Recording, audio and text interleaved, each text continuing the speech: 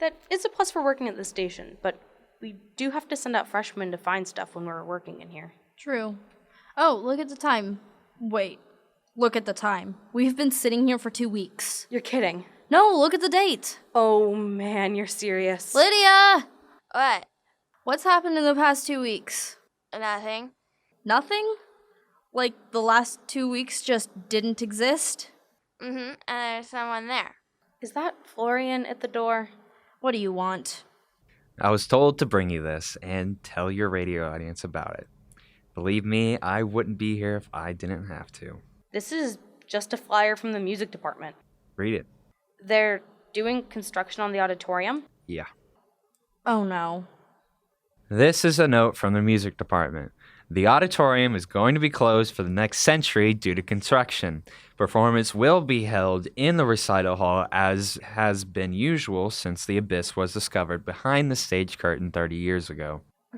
Wait, isn't there supposed to be a stage behind the curtain? There was, and then there wasn't. We don't usually talk about it. Wow, should we be concerned about the abyss behind the radio desk then? I'm just gonna leave now. Bye. Should we be worried about it? Probably. But you know what we're not gonna do? Worry about it. Okay, sounds fair. Moving on to other news, the janitors have given the school a cryptic message through their systematic cleaning of certain rooms, while having let others accumulate the dust of centuries since their strange behavior 2 weeks ago. The message is in the process of being translated by our diligent team of zombie freshmen, which consists only of Lydia, who is well versed in many of the languages spoken at our school, including, apparently, janitor cleaning patterns. We'll get back to you as soon as we know more. How can Lydia know so many languages but not be able to really speak any of them? She speaks zombie rather fluently, though it is broken by English pretty often. Zombie isn't a language. I would argue against that statement.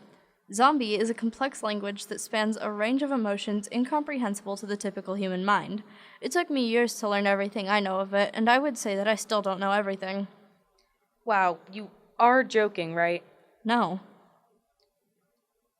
Speaking of weird methods of communication, we here at the station recently got a message from the director, who has probably been absent from their custom spot in their office lately. That is to say, we have no evidence to support their absence aside from the inexplicable feelings of dread and anxiety knotted inside everyone at certain times. The message was written in a language that looked to be hieroglyphics of some kind, and through a strange intuition, we all know that it says just this. Sorry for the inconvenience. We have no idea what this means. However, we would like to say that we appreciate the sentiment, whatever it might actually be referring to. Hey, I got it.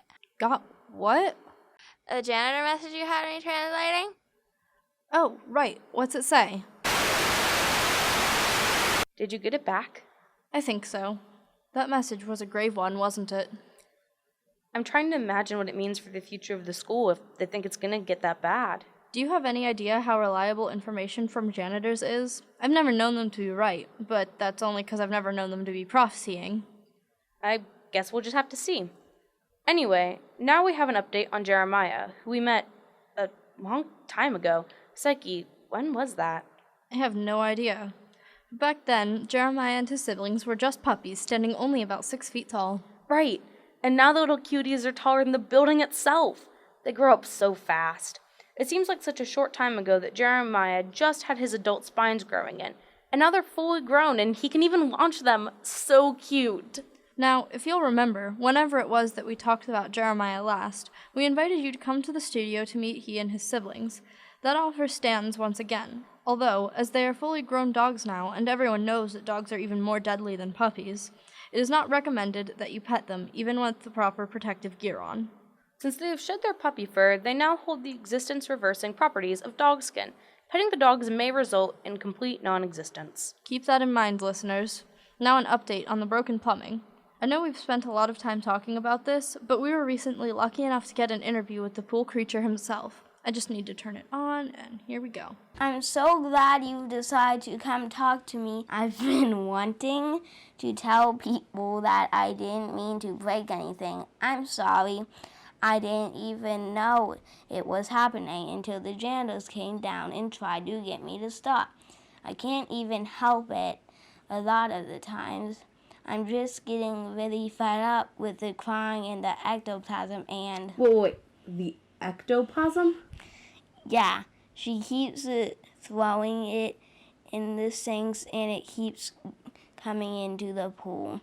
It makes it incredibly hard to breathe when your water is glummed up with slime, you know. I'm sorry, she? The poltergeist. I had assumed you knew about her. I'm sorry. There's a poltergeist? Apparently. He said after the recording ended that he thinks she's in one of the bathrooms, so there's a good chance that she's the crying one that we heard earlier. I mean, 2 weeks ago. Wait, when did I record that audio? I'm just trying not to think about it too much. I mean, it's possible that the 2 weeks passed and no one remembers it, or we were all displaced for 2 weeks and put right back where we were, or, it's just not really a big deal. I guess you're right. I mean, we've got the content to report on, right? Right. What else do we need to talk about? Should we go back to the janitor message for a little while? Probably. As we said before, the message was a great one. We have a few things that we would recommend in the face of such a threat. The first would be to just continue thinking about how you're never actually safe anyway. It helps, really. If you're always in danger, then real danger won't be any more or less terrifying than the rest of your life. So live in constant fear, but don't at the same time. It makes a weird sort of sense. The second thing we would recommend is staying clear of the offices or something. Why does it keep doing that?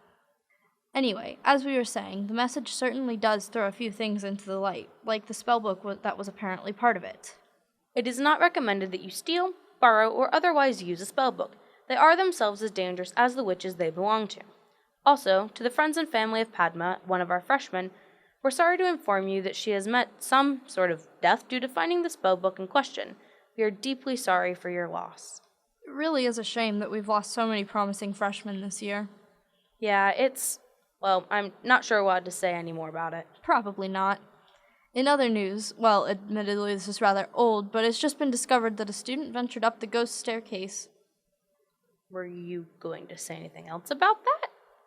Oh, you're not allowed to. Okay then. In December of 2010, a student went up the ghost staircase and never returned.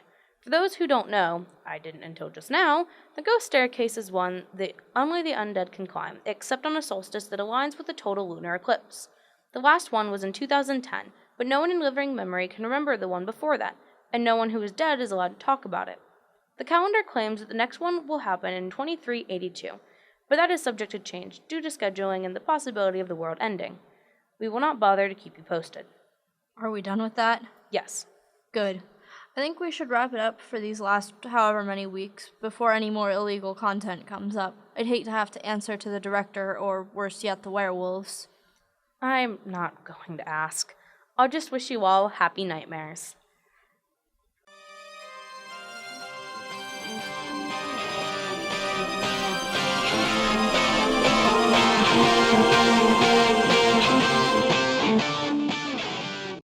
Welcome to Fairmont is a WKET production written and performed by Colleen Fries as Psyche and Alana Orion as Harmony, with guest appearances by Lydia Fries as her undead self, Cameron Combs as Florian, and Andrew Orion as Charles the Pool Creature.